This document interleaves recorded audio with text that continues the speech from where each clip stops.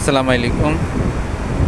আজ শুক্রবার 2026 সালের 30শে ডিসেম্বর। আমরা কক্সবাজার হিমছড়ি সি বিচে আছি। সমুদ্র এমন একটি জিনিস যা আপনাকে উদার হতে শেখায়। সমুদ্র আপনাকে প্রাঞ্জল হতে শেখায়।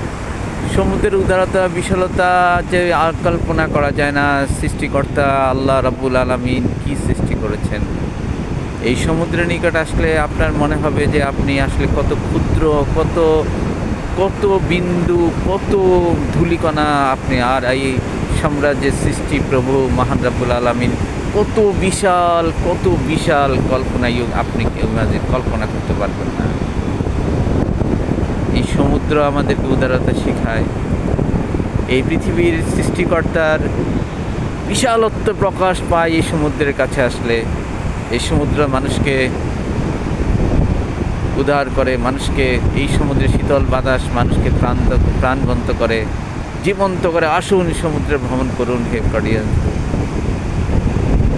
আমি আমার অফিসের প্রোগ্রামে এসেছি। আলহামদুলিল্লাহ আমার কোম্পানি একটা সুযোগ সৃষ্টি করেছে এই সমুদ্রের বিশালতা দেখার। সাথে আসছে আমার স্ত্রী, আমার এবং পুত্র।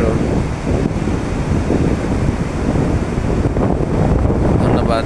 আসসালামু আলাইকুম ওয়া রাহমাতুল্লাহ।